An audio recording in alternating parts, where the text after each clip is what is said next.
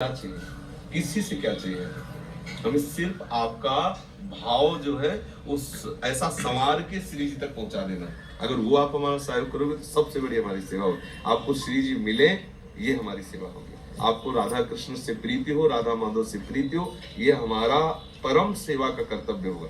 सेवक तुम नहीं, सेवक हम तुम्हारे हैं। केवल कहने को है कि आप शिष्य हो, सही पूछो तो तुम हमारी क्या सेवा करोगे? जो सांसारिक पदार्थ तुम ला के हमें दोगे उनको तो हम छोड़ आएंगे, उनसे उनसे हमारा कोई प्रसन्नता थोड़ी होनी है।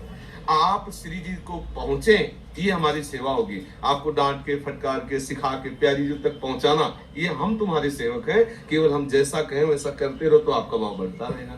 ठीक है? आप सच्ची मित्रता हमारी, सच्ची दोस्ती, सच्चा प्यार ये है कि जहां हम चले हमारे साथ चलो। भाई किसी से प्यार किया जाता है तो उसके साथ चला जाता है ना। तो अब ये शरीर अविनाशी तो है नहीं, तो हमारी यात्रा है निकुंज, प्रिया प्रीतम जहां हमारे विराजमान। तो हमसे प्यार किया तो हमसे हाथ मिलाओ, दोनों लोग चलते हैं श्री जी के साथ। तो इस भाव में तैयार हो कि आप जैसा कहो। मैं लाखों की भीड़ में गुरु गोविंद सिंह ने 5 निकाले, 5 जो पंच प्यारे कहे गए। जुड़ने को तो लाखों जुड़ जाते हैं, लेकिन प्राण समर्पित करने वाले तो अंगुलियों में होते हैं। तो उन्हीं को प्रेम प्राप्त होता है। ये प्रेम उसी को प्राप्त होता है जो अपने को बलिहार कर देता है, अपना जीवन अर्पित कर दिया कि अब मैं अपना आपा मिटाकर मैं आपका हो चुका हूं।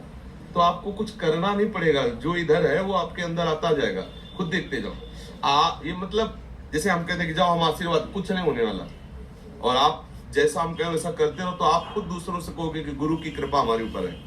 हम भले डांट के भगा दें तो आपको अनुभव होगा कि हमारे ऊपर कितनी कृपा, क्योंकि कोई व्यवहार थोड़ी है, ये परमार्थ है। ऐसे दूरदृष्टि से देखा और उसी से काम हो गया, उसी से। ये तो बाहरी है। मान लो हम एकांत में भजन कर रहे हैं और आप ठीक से चल रहे हो, उस समय आप हमारे ध्यान में आ गए, तो सीधे जाकर को अंतःकरण में, सीधे अंतःकरण में पावर देता। सीधे संतों से प्रार्थना की जाती कि कभी आप अपना तुच्छ सेवक जान के कभी याद कर लेना हमें।